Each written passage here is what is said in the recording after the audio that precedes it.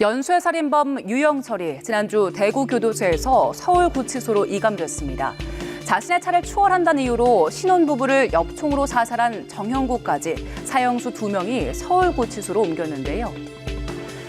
여기에는 다른 사형수들도 수감되어 있습니다. 여성 10명을 연쇄적으로 납치하고 살해한 강호순, 9명을 연쇄살해한 정두영까지 흉악범들이 모두 서울구치소에 있는 건데요. 최근 유영철의 이감 배경을 두고 일각에서는 사형 집행을 염두에 둔 게 아니냐는 해석이 나옵니다. 국내 4개 교정시설 중 서울구치소가 유일하게 실질적인 사형시설을 갖춘 걸로 알려졌기 때문에 언제든 사형 집행이 가능하다는 신호란 겁니다. 하지만 법무부는 교정행정상 필요한 조치란 입장입니다.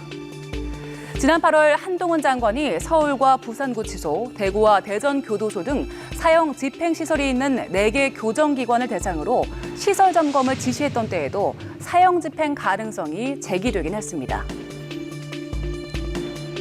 시설이 폐허처럼 방치되고 일부 사형 확정자들이 교도관을 폭행하는 등 수용 행태가 문란하다는 지적들이 있어 왔습니다. 사형을 형벌로 유지하는 이상 법 집행 시설을 적정하게 관리 유지하는 것은 법무부의 임무입니다. 그때도 법무부는 시설 점검은 통상의 임무라며 확대 해석을 경계했습니다.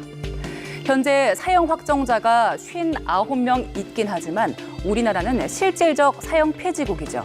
국내에서 사형이 집행된 건 26년 전인데 오랫동안 형이 집행되지 않아서 사형수들의 수감 생활이 문란해졌다는 지적이 나옵니다.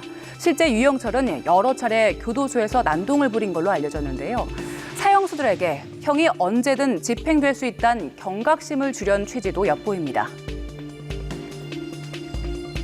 이런 사형수들이 대부분 교도소에서 많이 소란을 피우죠. 네. 경우에 따라서 이제 교도관에게 폭행을 하고, 그다음에 뭐 틈만 나면 이제 교도소를 탈출하려고 하는 거예요. 그런데 네. 형이 추가돼봤자 사형 이상은 되지 않는 거거든요. 그렇군요. 그러면 일종의 이제 교도소 내에서 이제 막하파식으로 하다 보니까 예. 교도소에서 사실 이런 사람들을 관리하기가 엄청 힘들고. 여론은 어떨까요? 지난해 진행한 조사에서는 10명 중 7명이 사형제를 유지해야 한다고 답했습니다. 지난 1994년부터 2022년까지 진행한 6번의 조사에서 모두 사형제 유지 여론이 폐지론보다 많았습니다. 이번 결정의 의도를 두고는 여러 해석이 나오지만 여전히 높은 사형제 유지 여론을 의식한 정무적 발언이란 해석에 무게가 실립니다. 사형수들의 서울구치소 이감이 최근 늘어난 강력 범죄를 줄이는데 얼마나 영향을 줄지 주목됩니다.